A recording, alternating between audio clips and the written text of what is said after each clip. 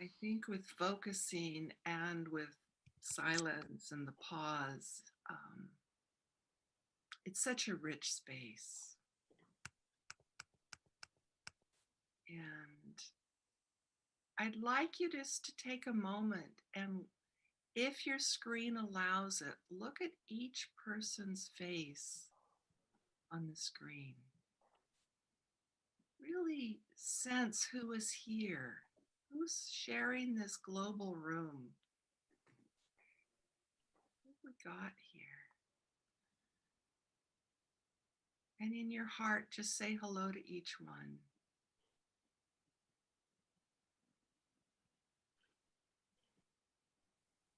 Yeah. Some hand waving, how lovely.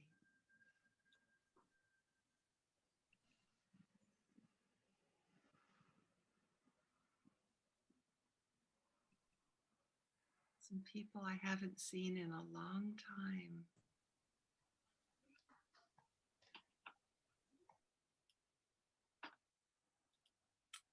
Yeah, so welcome.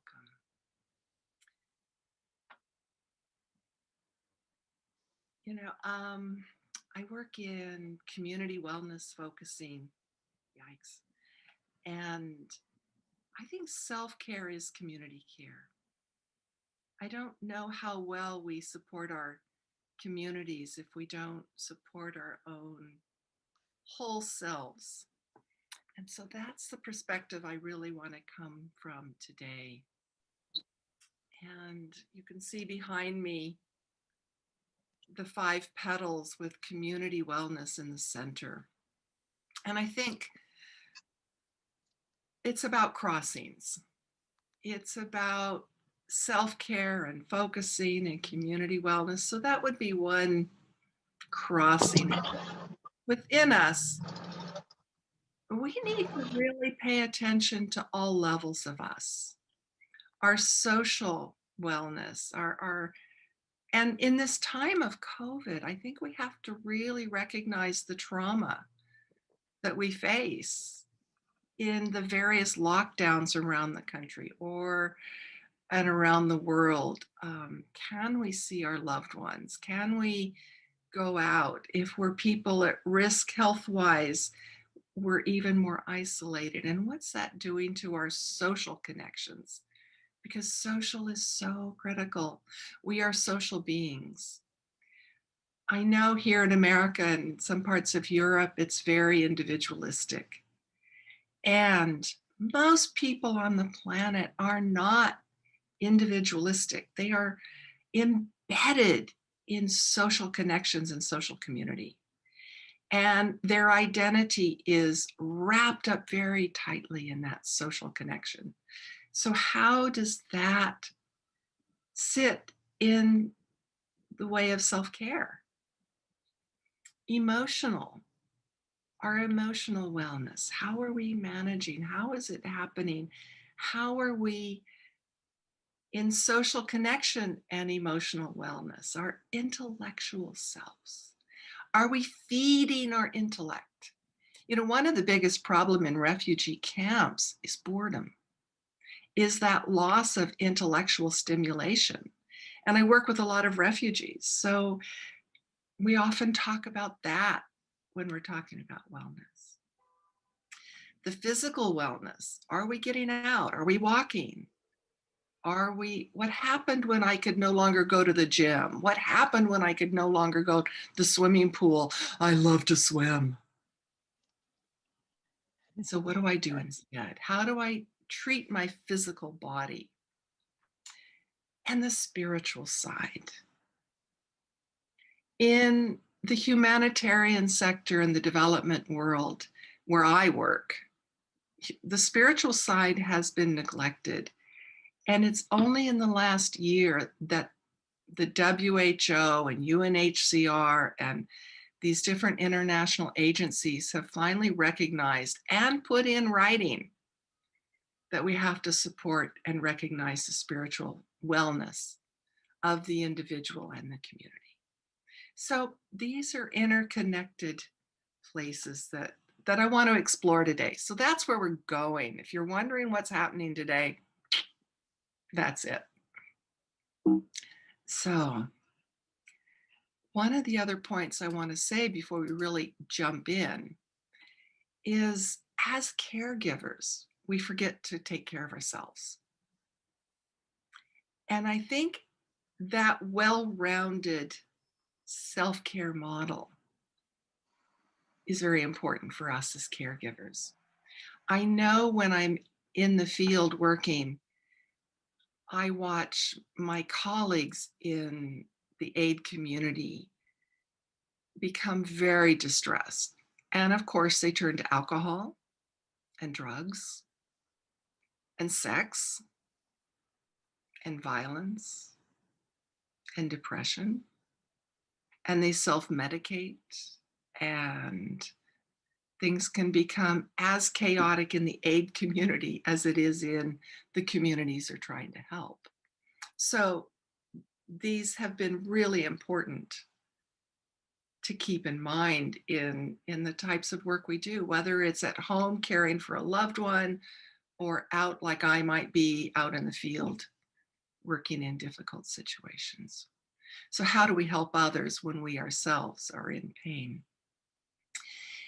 And finally, before we jump off, this model, when I'm working in communities, it doesn't matter where I start.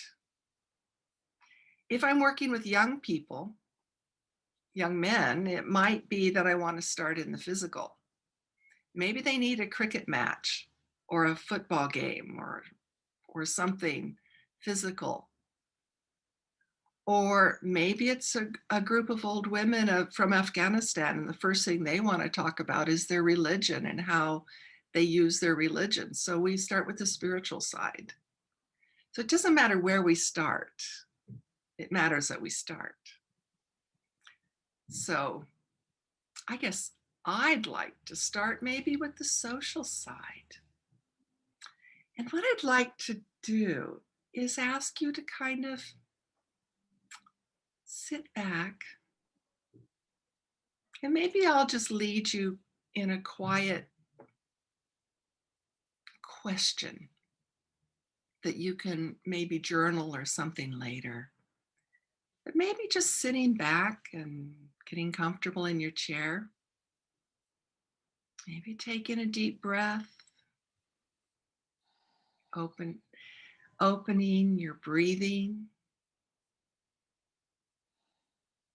aware of that. Maybe even bringing your awareness down to your feet as they're resting, however they are. Sliding your awareness up your legs, sensing how your body's resting in that chair or however it is resting. Just slowing it down right now. However you do this. For some, it's body awareness. For some, it'll be breath. However you do it. Slowly bringing your awareness toward the center of your body. Coming into your heart space, if that's okay.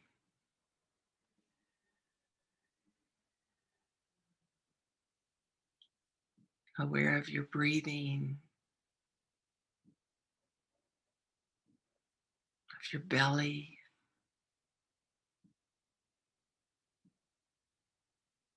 Taking a moment there.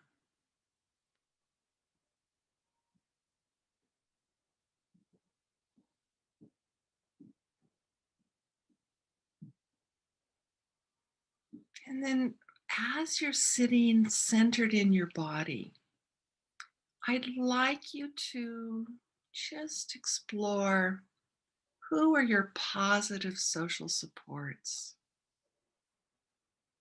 Who are those people, past and present,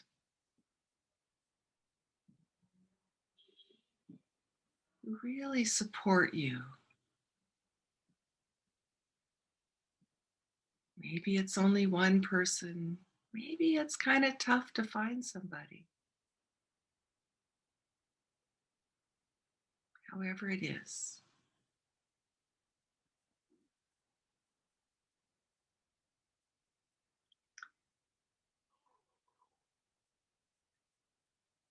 what would you say to this positive support person,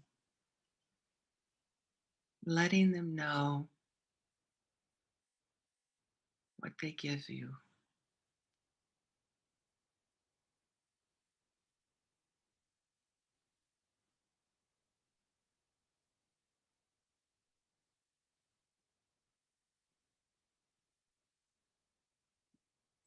And then sense what it feels like as you say that inside.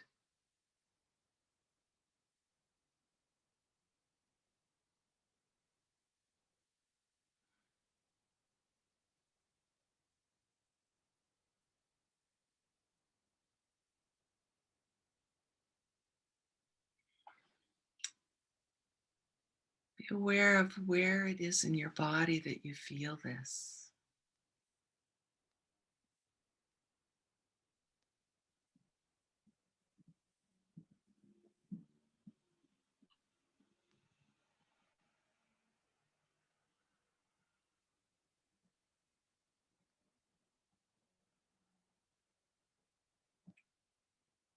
Maybe if there isn't somebody that feels like is identified as a support person, maybe you can notice who you support. Who do you give positive energy to?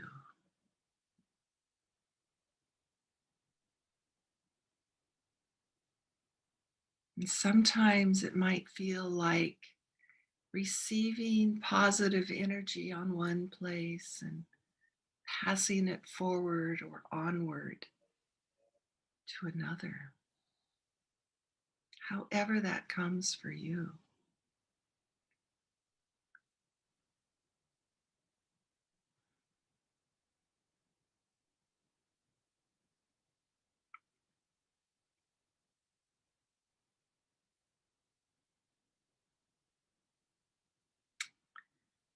Then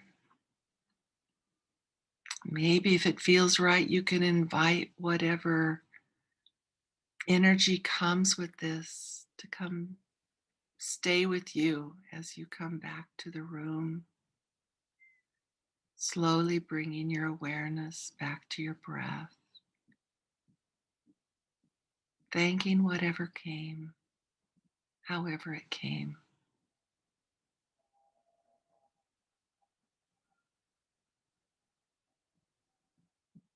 And when it feels right, taking a deep breath and opening your eyes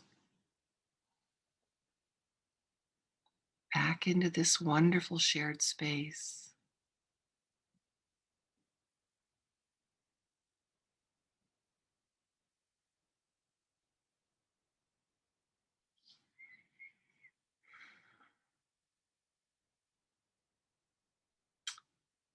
And if anybody would like to share, I would love to hear maybe from 2 or 3 people.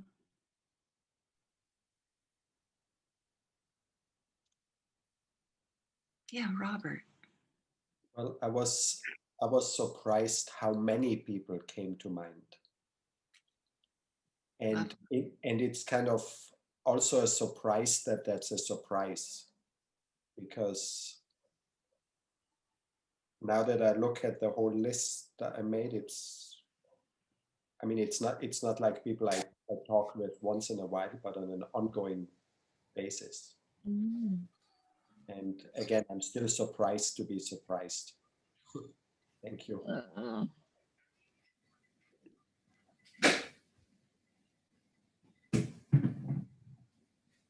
I can't see everybody on my screen, but please, if you want to speak, go ahead.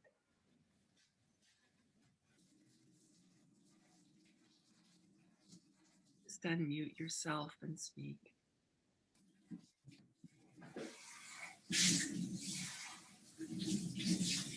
Say something brief. I thank you so much. It's very synchronistic because I have to lead a group on positive social support and all that. And I was thinking as I was going through the list, and this may be something pandemic-y that affects others, is that I have a lot of people that are sort of nebulously out there, but when it really comes down to it, some of the strongest supports are people I never see. They're not in this state or city, but we have something. And then when you asked us to see how, I think the turnaround of how can you give support, that made me feel better immediately, because I was starting to do the judging thing of, well, why, how come that person is such a whatever? I was starting to go down that road. So the turnaround for me was that sometimes we may feel it's more effort and we have to be more giving than receiving, and other times more receiving than giving, but it's an active process and it's not sitting around and waiting, you know. But it was a really lovely intro to the social connection for now. So thank you. Oh, thank you. Thank you. Yeah, that the turnaround was really important to you. Yeah. Yes. Thank you. I was struck by the different kind of support that each person that came to me, the experience of the support was different for each one, my experience of that. And so that was the first thing. And that was a revelation for me. The second thing was, you know, as a person who lives in, I'm an immigrant. I don't live in my own country, the country I was born in. And I notice how I orient, despite the fact that I don't see my country people that often, I orient toward them. And that was another revelation. But, you know, the question that came to me as a result of that was, can people, like, if you have, like in the country I grew up in, we had quote unquote enemies, you know, I'm from Israel. So there was like enemies. Can a person can you get support from people who are not really supportive? I don't know if that makes sense, what I'm asking, but it's like having an enemy. Can that support you in some way? It was just a question that came to me.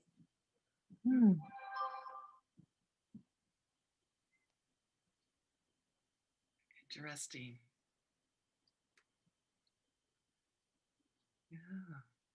I don't have an answer, of course. Neither do I, but it just came to me that because of the different kind of support that exists in my experience, I was like, you know, when we think about the word support, we have an image of one thing, but it can be much more than that. Yeah, and thank you for that. I realize a lot of my life is based on doing exactly what people have told me I can't do. Exactly. Major driver. I have a PhD, and my father said I'm a girl, so I shouldn't even go to college. So, you know, tell me not to do it, and that's exactly the door I'm going to walk through. So maybe it is a support. I hadn't seen it as a support, but gosh, it worked. Got me through school. Right, exactly. Yes, exactly. That's what I'm talking about. Yes. Yeah, yeah. Interesting. Thank you for that. That's that's cool. Yes. Well, I loved that question, and yeah. maybe sometime we'll just focus on that. How are we supported, or what is that relationship that we have, that intimate, passionate relationship with those that we have sort of enemy feelings toward? It's a very intense relationship, and what does that give us? Mm-hmm. And Yeah. yeah, it would be a wonderful. Sometime we'll have a whole session about that. Mhm. Sounds good. Yeah. Just to sort of close out the little social bit, one of the things I will do, there's two things I might do at the end of this if I'm working in a group, especially people who aren't focusers, or who are not like community people. I might actually ask them to draw a picture or a map these social relationships so they have a real visual of it. Nice. Yeah. And or in storyteller cultures, tell the story, you know, and that's always valued. So those are two ways I might sort of bring this forward for people. Thank you, everybody. Isabel has her hand up. Good morning, everybody. Thank you. Oh, Thank you, Pat. So happy to see everyone. But I wanted to bring in two things. One, thank you for that exercise in terms of really seeing how we get support from other people and how we are supportive of other people. What resonated for me was this piece around when the question was asked about, can someone who's your enemy support you? And I think that, one of the things that I want to touch on is that absolutely, as you say, because they can support me in the practice of bringing awareness to that which is causing me pain, right? And then the other thing I want to say is, and I think Melinda opened up with someone communicated around the election. And I just want to bring attention that for many people 4 years ago, what was present was sadness and suffering. And to bring attention that some of the people that support us may be in that space today socially, and to bring compassion and equanimity into the space. And just deep bows of gratitude to you, Pat, for bringing this clarity around community wellness and using the five supportive elements, and naming them, because sometimes we sort of like feel it, but we can't name it. And especially the piece about the intellectual piece. I think it's so important in this day and time for people to stay connected to that piece of ourselves, and that stimulation, because it seems like we are being bombarded with all this negative news and things like that, and finding places where we can really take refuge.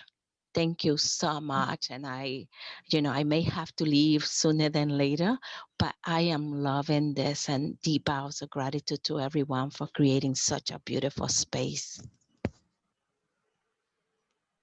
it's so good to have you here, Isabel. So good. And Sonika put on the chat, and I have to read it. There's a quote that says, "Our doubters are like brakes in a car. The car can't go faster unless it has brakes." Cool. Yeah. Oh, that was such a wonderful question you brought up. Thank you. Okay, moving on. Physical. Oh, how do we bring focusing to physical? Oh my gosh. Here's an idea. So I'd like you to go back into your bodies. And I'm going to let you go there, however you do, to go to wherever you are with whatever is inside you place.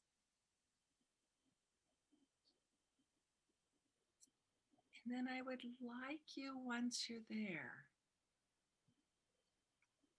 to just sense your body's longing for the physical well-being. It might be as simple as deep, hearty laughter. It might be swimming. Who knows what it is? It could be whatever it is for you. I want you just to go there. Maybe it's a list, whatever it is. And maybe there's more than one. So when each one comes up, I want you to really notice in your body what your body would feel like to be doing that right now.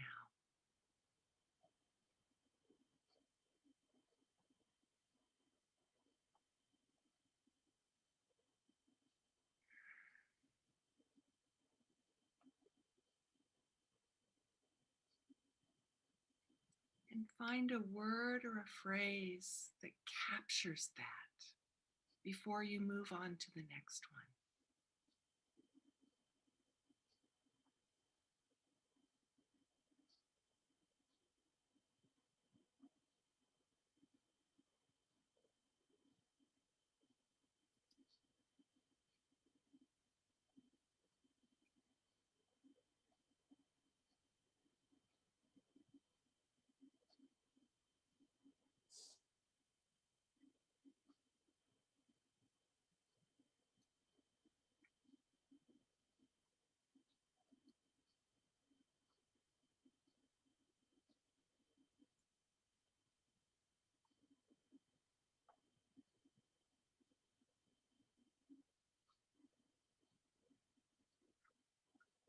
Yeah. And as you're doing this, notice how your body is feeling. What is it? Whatever is there as you do this. Just greet it. Say hello to it. We'll take another few moments exploring this inside us.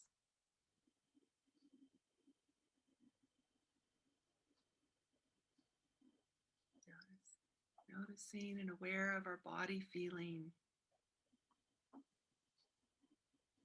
And maybe even noticing that wanting that might be there, if there is one.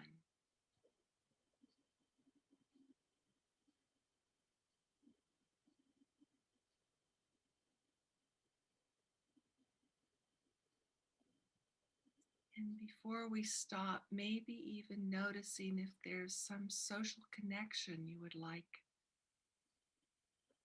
somehow to share that with.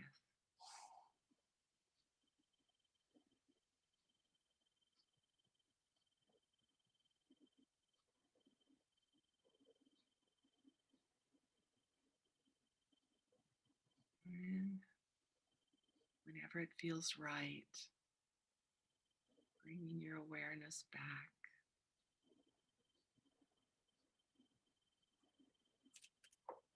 Whatever you'd like to notice or share. When you're ready, take a breath, rise.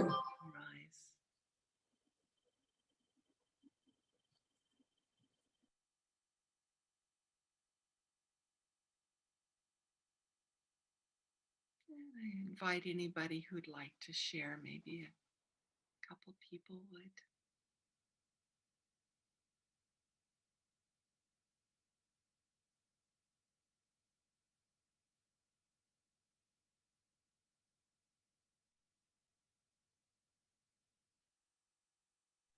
Well, I would say just to give my thinking a break and shift my attention to the body in itself is already amazing. And then it just feels good in the body to bring attention to it. Yeah, thank you. Yeah, giving the mind a break. Yeah. Would anybody else like to say anything? Maybe even what doesn't work.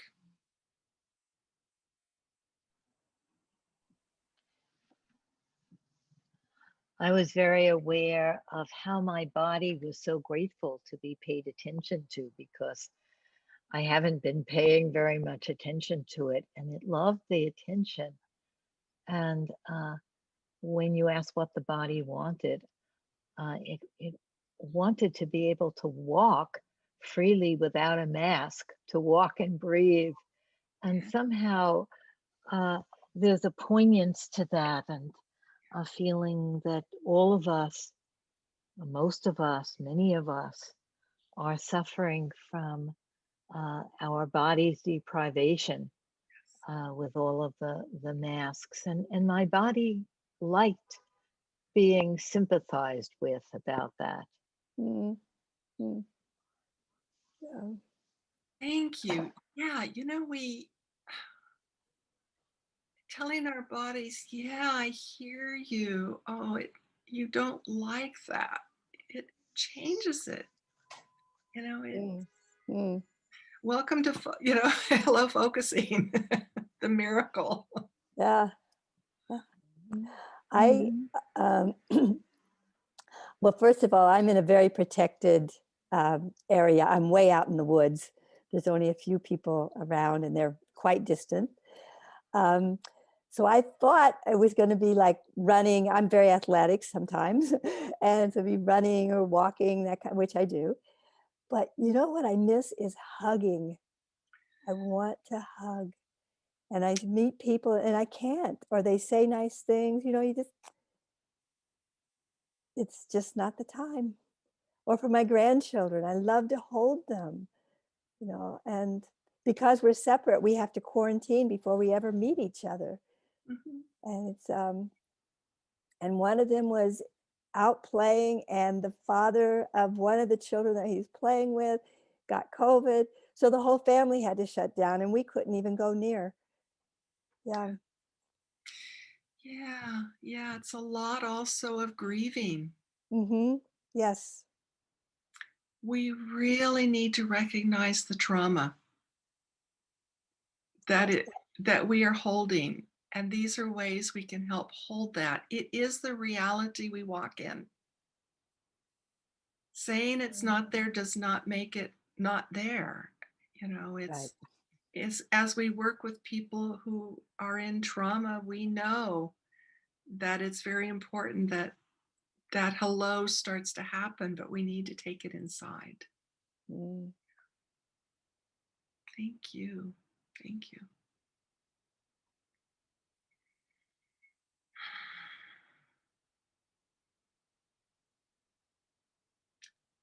Nancy, are you talking and muted? Sorry, I didn't realize I was muted. Hugging was also what I went to in my mind. I first started, as you did, with the activities that I love, but it's the hugging that I so totally miss. And when I imagined it in my body, holding my children one at a time, it's a full body response that I experienced with that remembering of holding them and hugging, and when everyone comes for holidays. And of course, that's just not possible now. But it's such a healing. A hug is a very healing thing, I believe. Yeah. Yeah. Oh, thank you. Yeah. I mean, I'm feeling tears as I'm hearing this because I have the same. Yeah. Thank you. And I can say hello to it.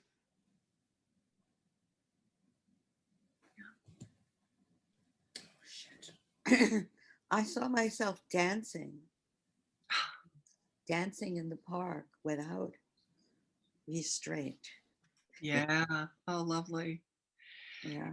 My mother was very disabled and had difficulty walking. And she would dream. She would lay there on her bed and just imagine herself running through fields. And she would just wait, open her eyes with this big grin, you know. Yeah, and we know that doing this does change our body. Hormones are released, even just the imagining of.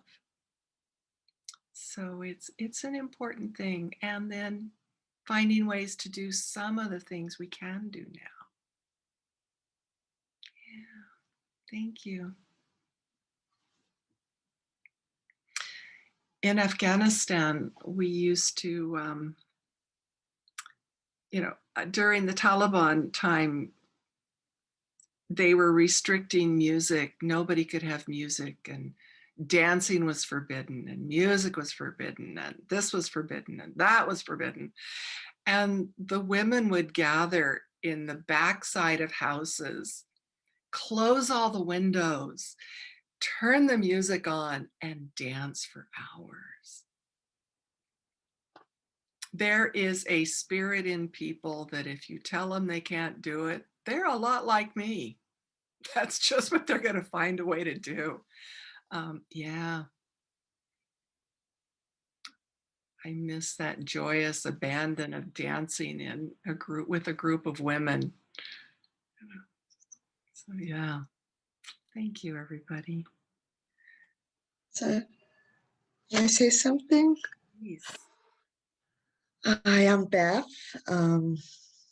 Thank you for coming today, Pat.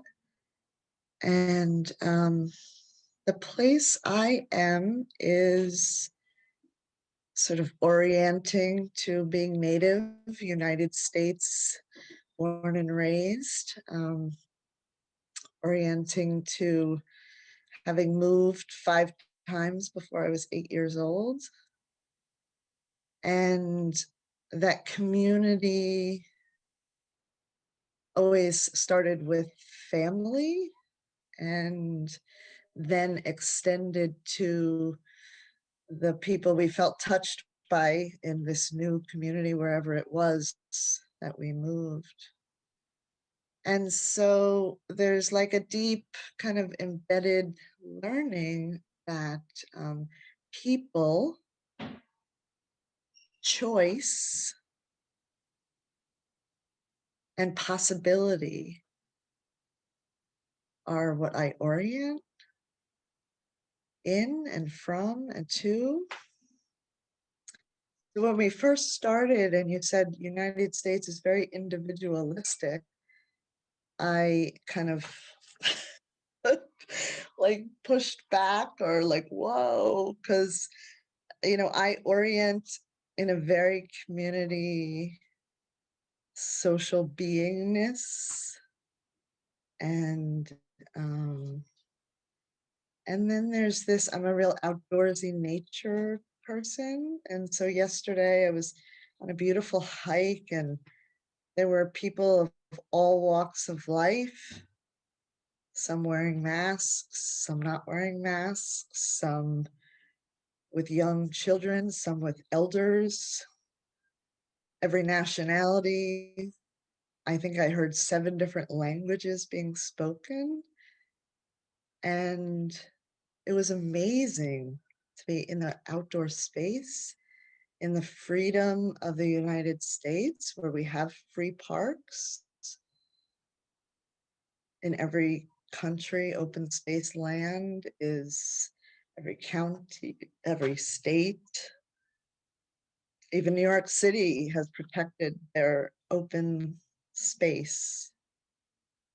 And so there's, when I hear people, it's not possible or I have to, I just want to invite, is there choice? Is there possibility? Because I think that's where the community questioning, we need to question every time we say I have to or I should or it's not possible. Something inside of us also has to bring our curiosity to, is it possible? Can I choose? Oh, thank you. Thank you. Yeah. There's possibilities, and I think through our body felt sense, we can actually open ways toward that. Yeah, thank you.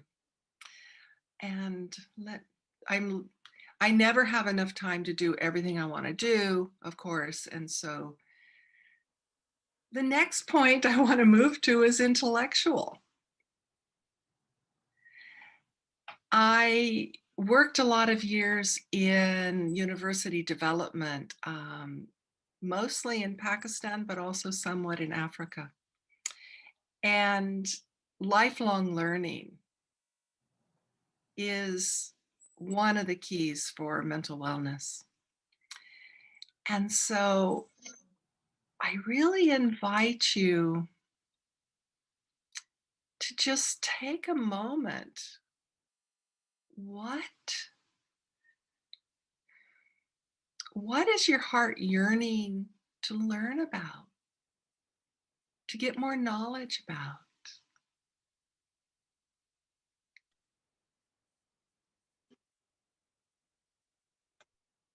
I have, during the course of this,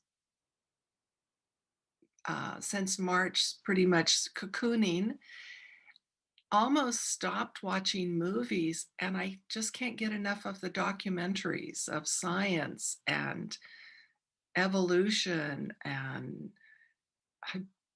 mathematics. Yeah, maybe share a couple things. What does your heart want to learn?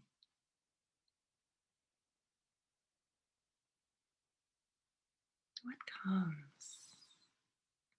And noticing what it feels like in your body when you say yes to that learning.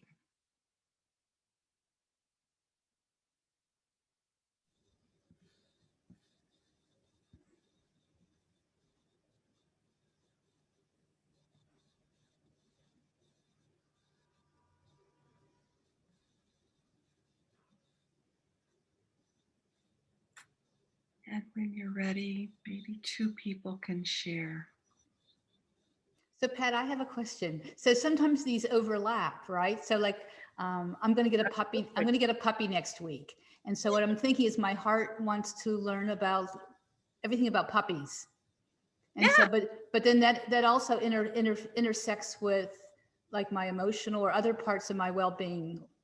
Right? Absolutely. Mhm. Yay. Yay, Melinda. That's it. Absolutely. It all crosses. Mhm. None of these are necessarily independent.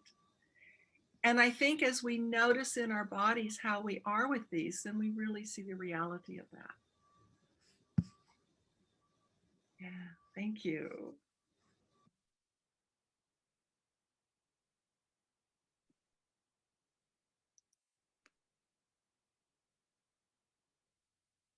Would one person like to share? Sure, go ahead. Just unmute yourself. I usually am reading 2 or 3 books at the same time. So usually some kind of Buddhist teaching and some other books. So I happened to be reading 2 books. One was about Russian immigrants coming to America, and one was about people going west and founding the city of Seattle, Washington. So it was interesting reading these 2 books about immigrants because it made me think a lot about my ancestors and Sure. those immigrants and what their experience was. And it was really a wonderful experience. Also, I do Duolingo, learning French, because I have a French daughter-in-law. So, Oh, me too. so I like to do that. It's my other little stimulation there. But Cool. Yeah. it was fun reading about these 2 immigrant experiences, both of which are familiar in my ancestors. Thank you. Sure. Yeah, thank you. Great. I always say I speak 3 languages, but none of them well. And now I can say I'm learning to speak 4 languages and none of them well. So there you go. Let's I want to really honor time, and I really want to do this next piece. And I want to do something around the spiritual, which is gratitude. I have found ways, I have learned from even the most destitute of refugees that they have something that they are grateful for. And I have seen how people are transformed when they shift into gratitude in their lives. One of the stories is I was in a workshop with Afghan women shortly after Taliban had left. There was a woman sitting in the room who never stopped crying in the 5 days of the workshop. And one of the wonderful facilitators invited her to the front and said, "My sister, why are you crying? Would you like to try something with me?" And we just used a simple, made a balance thing, you know, where you put weights on one side, you know. Anyway, we made it out of local materials, and they used beans, dry beans. My sister, what's wrong in your life? Why are you crying? And she said, "Oh, my life is so terrible." And she started, her account is she was 8 months pregnant and her husband divorced her in a society that meant she would have nowhere to go. Her family refused to take her in. She had 5 other children, 2 of which sold water on the street to people in transit as a way to help bring money. And as she told her story, our tears, all of us cried with her. And when she was done, nobody helped her come up with these. She was just sharing. And the facilitator said, "Is there anything else?" And she said, "Isn't that enough?" And the facilitator said, "Okay, well, what's good in your life?" And she said, "Haven't you been listening?" And the woman said, "Well, you're pregnant. How is the baby?" She says, "Oh, thanks God, the baby's fine. The doctor said the baby's fine." "Oh, so the baby's fine. Put a bean in on the good side and put another one in because you got to go to a doctor." "And how are your other children?" "Oh, they're all fine. God is kind." "Okay, put 5 more in." And how are you? And pretty soon the woman started coming up with her own. And my coworkers have given me this fabric for this dress I'm wearing. They're so kind. And I have a job. And you know, my husband was a drug addict and he's no longer here. And he used to beat us and he's not here anymore. And the money I earn is my money for my family. And she just shifted. Her face changed. And she never looked back. She was the best community trainer I've ever met. And when she lost that job because the contract ended, she didn't go back to depression. She got a better job with better pay at a United Nations office. So gratitude transforms. So I'd like you to just think of something you're grateful for. Like one man in a refugee camp told me, he was grateful he had 2 pairs of shoes. So maybe it's big, maybe it's little, but think of something you're grateful for. And I'll let you do the head thing on this. And then when you're ready, I'd like you to really sit back and get comfortable. Close your eyes or look down. We don't need the screen right now. Taking a deep breath. And with each breath you take, go deeper and slower. Aware of your feet on the ground. Aware of your legs and your body resting in the chair. leaning into the support of the chair. Just press back. That support is there. And then of your hands and your arms, your shoulders, back of your neck, your head.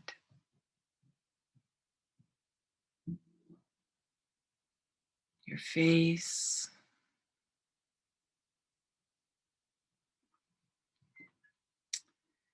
And when you're ready, drop your awareness into the center of your body. Really being there, centered. And invite that gratitude in, that whatever it is you're grateful for, bring it into your heart space.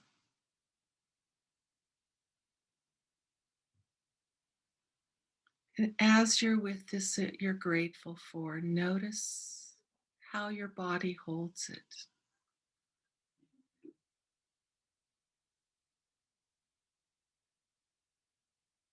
Be aware.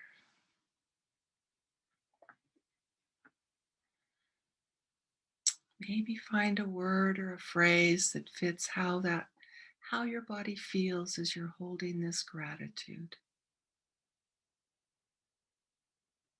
Maybe putting your hand on that place.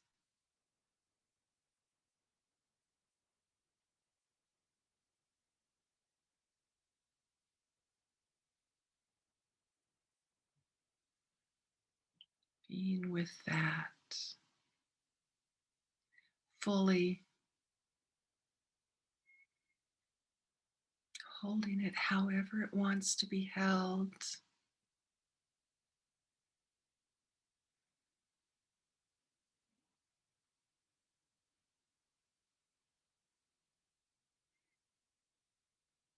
Maybe even putting a marker there so that you can come back to it in the course of your day or your night. Should you want to just touch back in, it's easy to touch.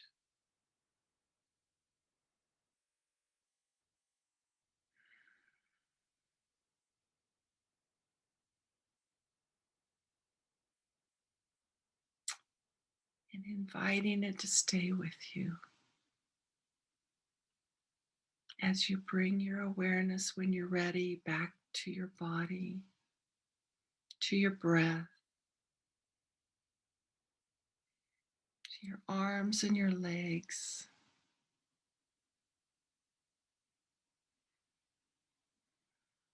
and the room around you, and our shared space. When it feels right, taking a breath and opening your eyes.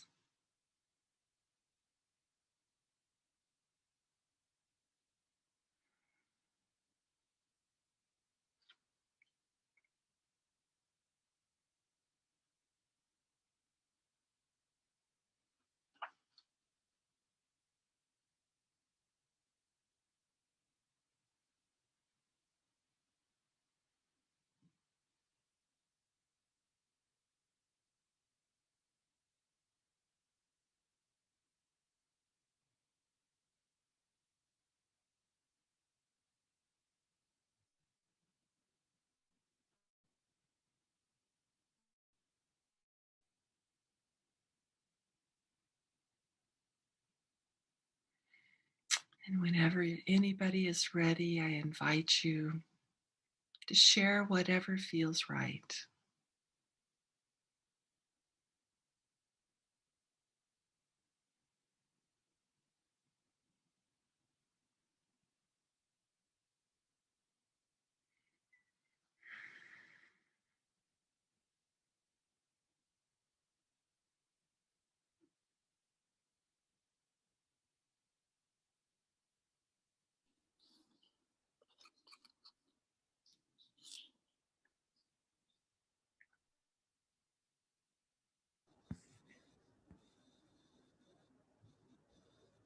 just a gentle reminder for those who feel a little shy that if you haven't spoken, you're most welcome to.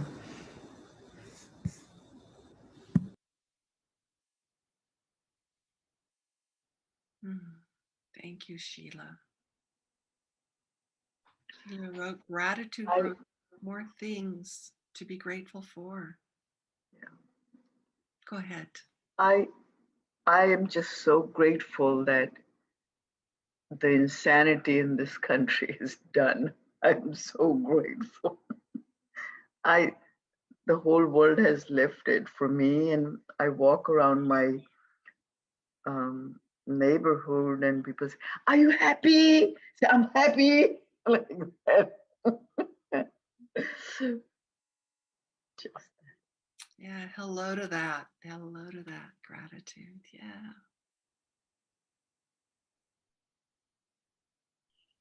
I feel grateful for so many things. I just realized that it's really a turnaround.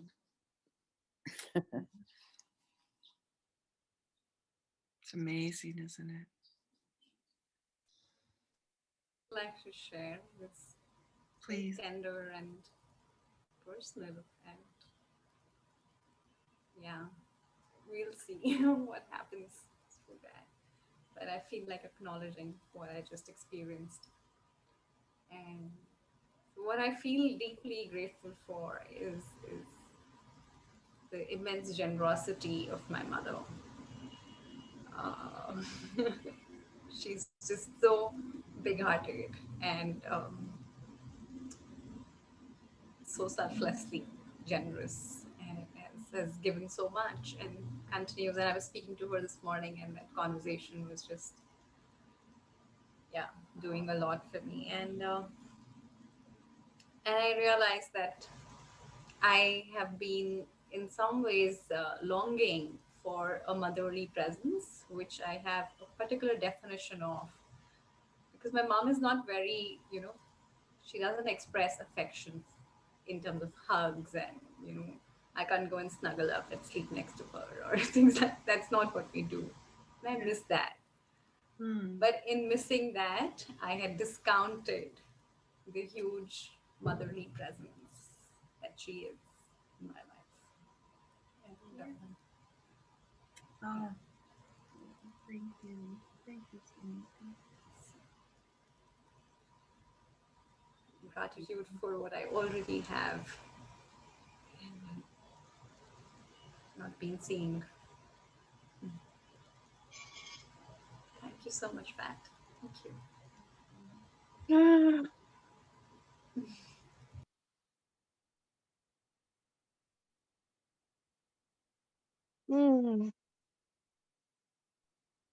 That was beautiful. Thank you, Sonika.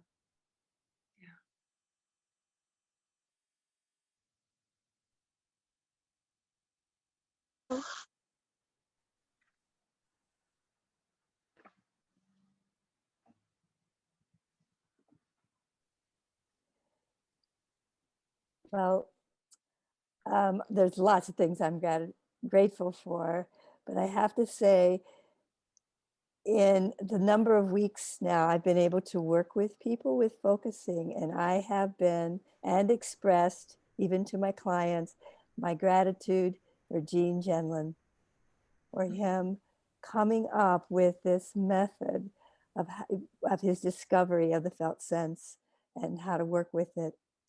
It's been astonishing in my life and in other people's lives. I'm so grateful. And to my other teachers, Ann Weiser, Cornell, and Mary Hendricks, amazing. And others too, but those particular ones. Yeah. Yeah. Yeah. It's an amazing process, isn't it? Yep. Thank you.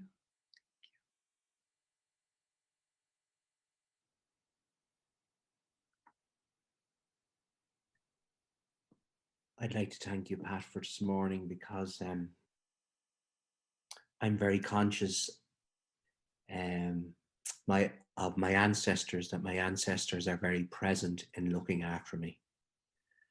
And I often, at times of increased stress or difficulties, find butterflies around me. And one particular butterfly that always appears. And here we are in November, in the dampness and in the rain.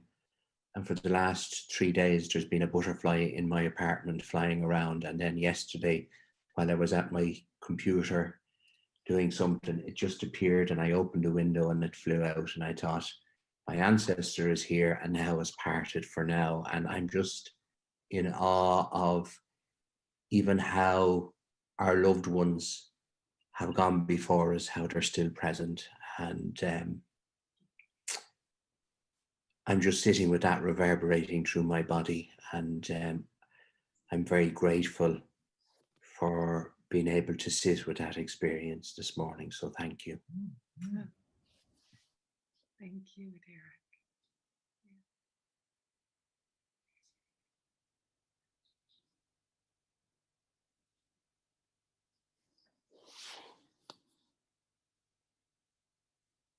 I wonder, will we be doing breakout rooms even for a short amount of time? I'm just wondering.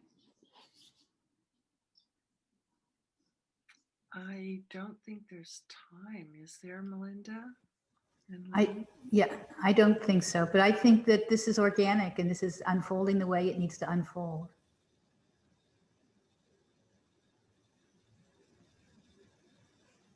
I just want to say that this time has given me such an appreciation for the planet that we live on, for nature. I've spent a lot of time in my neighborhood taking walks, and I just feel so much more connected to the planet in the last number of months. And it's given me a deeper appreciation and taken me out of myself and really connected me in other ways to myself. Yeah. So I just wanted to share that.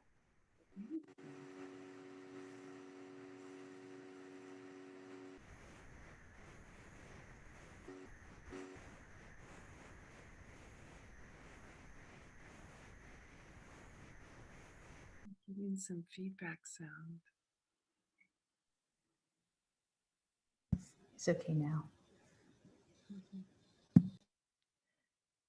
I feel so grateful for this group and for all of us coming together and for what you brought us, Pat. I just feel so much more spacious and grounded. And I feel the presence of this alternate reality, a reality of life being the sense of belonging and feeling guided by a bigger system, and the company of all of you, and the miracle of us coming together from so many places, and that we've held this together, since April, beginning of April, and all that's shared. It's just so beautiful, and I'm feeling very grateful for it.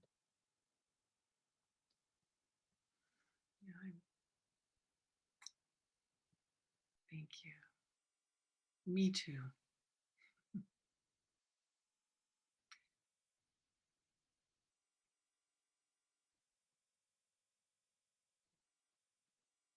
Well, with that, I am grateful for all of you. Thank you for exploring with me in this little journey today. So I will turn it over to Lynn and Melinda, and thank you. Thank you so much, Pat. The last 15 minutes is a time when we usually just share whatever has been there for us. But maybe since we didn't have a breakout rooms and we usually have a chance to sort of get up and go get a couple of tea or water as we're coming to our rooms, maybe we need to just stretch and sort of make that transition to a different kind of sharing. And I'd invite you to get up. And Pat, you reminded me of my body. Thank you. Maybe we want to stretch, turn around. If anybody needs a drink of water or something like that.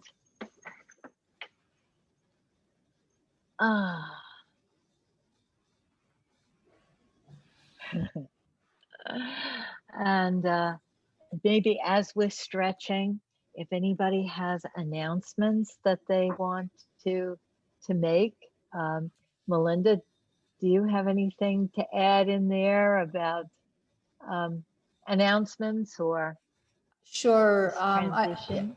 I always have something to say, don't I? I do. Yeah, well, I think there are a few new people. So just to let you know again that our organization, Focusing Initiatives International, has created this new platform, coronaplaza.life, where we are offering all kinds of webinars to provide tools during these challenging times. And in fact, as we're talking about the body, tomorrow we're having a free session with Donna Hertzbergs, just about movement in the winter time. And it's going to be a series that we'll be offering, but tomorrow afternoon, I think it's at 3:00 New York time. So you're welcome to go to coronaplaza.life. But also I just wanted to say you got a sample, a taste of what our organization is trying to bring to the world, which is very inclusive regardless of economics and gender and so whatever identity you have. It's open to the world. It's not a formal something. It's available to everyone, and so that you're all welcome to connect with Pat and myself or go to our website, focusinginternational.org. But that we work as a team. Derek is part of our team, and several of you are here. Robert Bruger has taught. So it's not hierarchical. We're all the same, and we just always welcome input from everybody. So we just invite you to join us if you'd like to. And we love that about this Help for Helpers project, that we're all working together and we're a community. And I wonder if we could just have the people who are here for the first time say your name and where you're from. That's nice. Does that seem okay? I think we have several people who are with us for the first time, but I don't want to put anybody on the spot. Maybe they could just raise their hand first. That sounds like a good idea. Thank you, Julia. The people who are here for the first time, do you want to raise your hand? I see some hands. Welcome, welcome. And Christine has asked that people put their email addresses in the chat so that you make sure that you get a reminder of what we're doing. And the Zoom link is the same each time, but people seem to need that Zoom link, right, Christine? Each week. So please put your email addresses in the chat for us.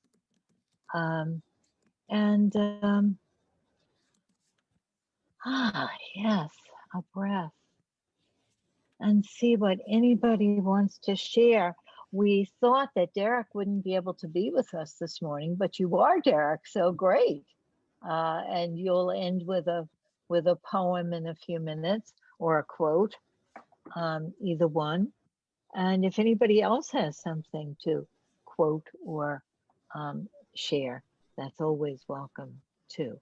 So whatever is there for you, and as Melinda said, especially we welcome the shyer people, to share, take a risk to say something, because everything is welcome, and especially the new people.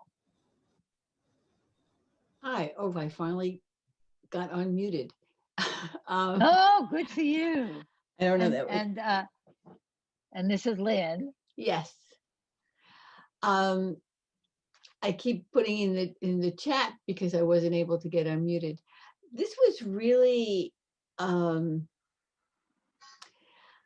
when was asked what would I like to be doing, all I could think of is dancing. So I identified with Diana, and I love to dance, and I love to move, and I love to move through space myself. But for me, dance is an exciting place to interact with other people.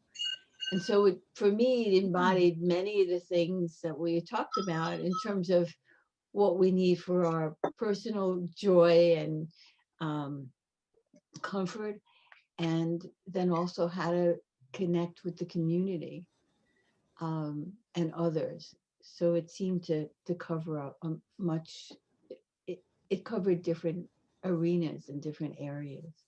So that's a place that I'd like to feel free and be able to get back into.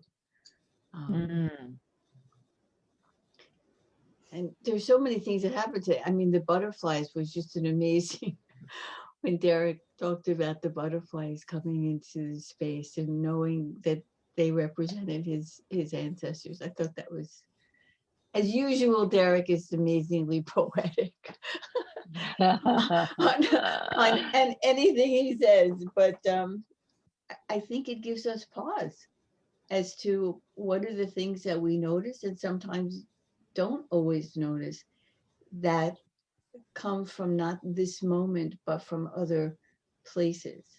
I have an issue with time. Sometimes clocks stop unexpectedly.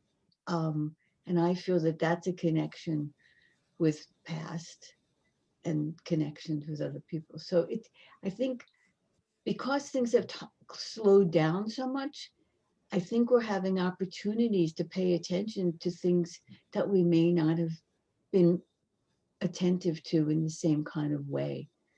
The slowing down and constriction definitely has its problems, but I do think that it's given us opportunities that we may have missed because we move so quickly and everything we expect to happen instantaneously. So those are my responses. I just Thank want you. to say something about the butterfly. I just read this morning that in the what's the name of the animal before it becomes a butterfly? Sorry, Moth. Yeah, thank you. In the moth, there are some cells that somehow in what I read are called imaginative cells. And those cells at first in the moth or the worm are refused, are not seen as cells that belongs, and but they continue generate and grow and grow, and so at some point in the body of the moth it's accepted, and then the moth transform in a butterfly. And it's a great metaphor, I think, for little part of communities like this one or other ones we may belong to that seem so small in their impact in the larger world. When we see, like, after our elections, that 70,000 million people what is that the number? 17,000 million people, are thinking differently and voted differently. And that there is, somebody said this morning, this African American felt so much grief about there's so much work to be done. And can we do it? And we're so small and everything. And at first, sometimes those imaginative cells that we are kind of pushed away or not accepted. And yes, we can, it's possible. We can change the world with our little imaginative selves. I just wanted to share this that I read this morning. Thank you, Sophie. The butterfly. Yeah. I had a question. Yeah. You left out emotional.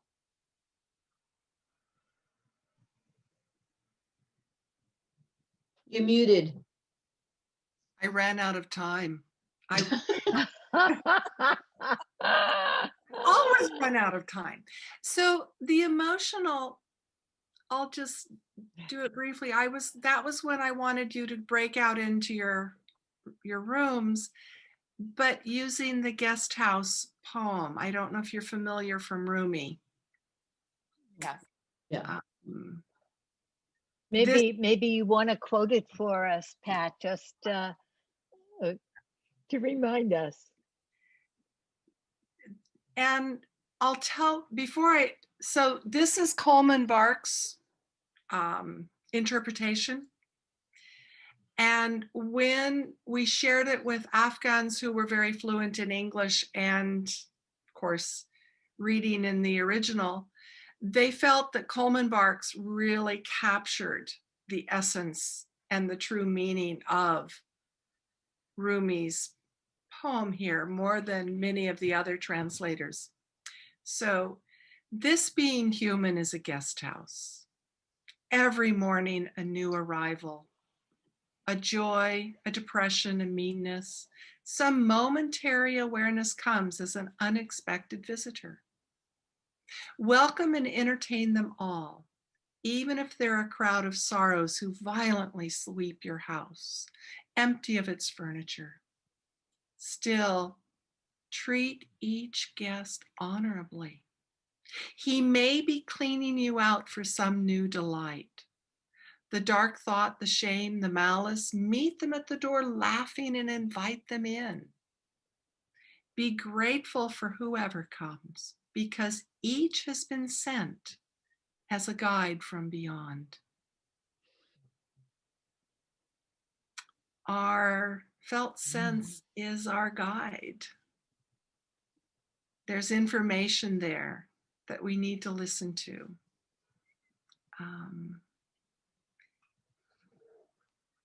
Yeah, so reflecting on that, I think, is a wonderful way to approach emotions, not as the message, but as the messenger.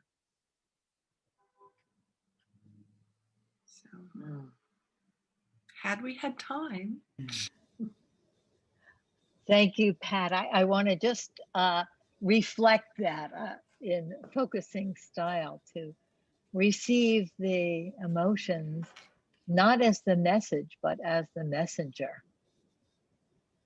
Beautiful. And maybe you could put that version of the poem in the chat for us.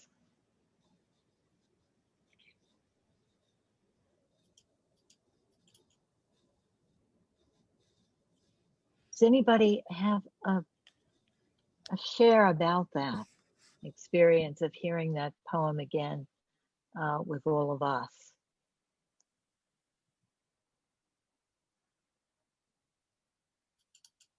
I just wanted to quickly say that Pat's introduction of the idea of gratitude, just all those emotions that come in as uninvited guests. Like for me, when I went into gratitude, when Pat introduced it, it just was a dramatic shift. So it reminded me just, wow, that's a part of me that's right there that I can always go to. And that's powerful, a powerful thought to me.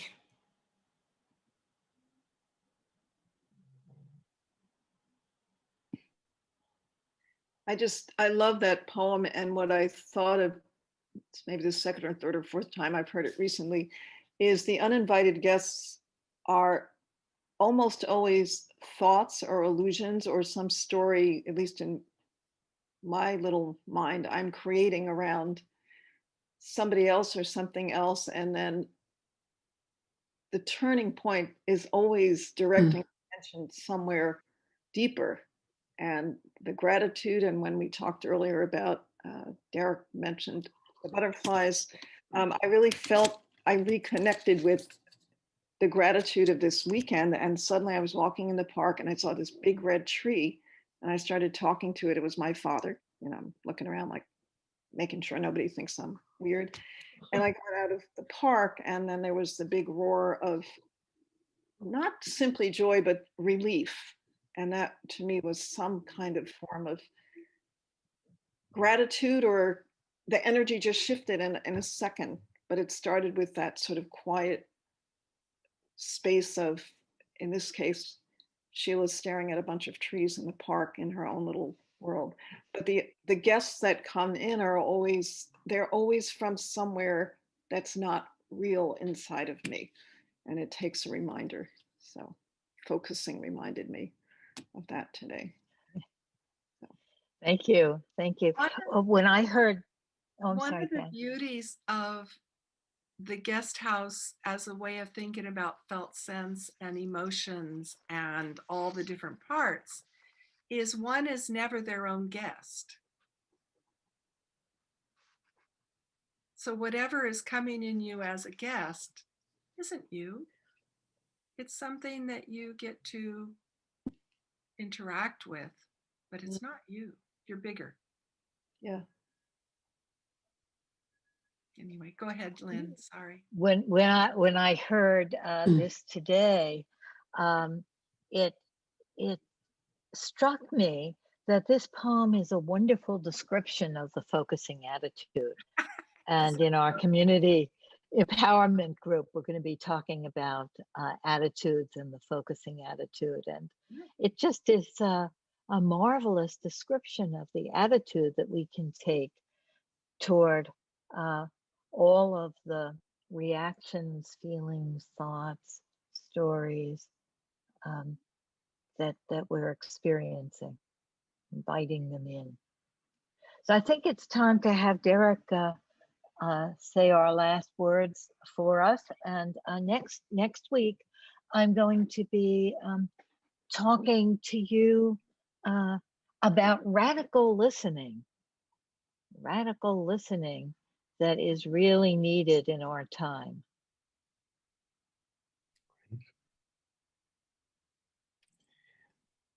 Well, I came across, knowing that it was about self-care, I came across a poem written as 12 Steps to Self-Care, and the author is unknown. Really struck me during the week. If it feels wrong, don't do it. Say exactly what you mean. Don't be a people pleaser. Trust your instincts. Never speak bad about yourself. Never give up on your dreams. Don't be afraid to say no, and don't be afraid to say yes. Be kind to yourself. Let go of what you can't control. Stay away from drama and negativity. Above all, love.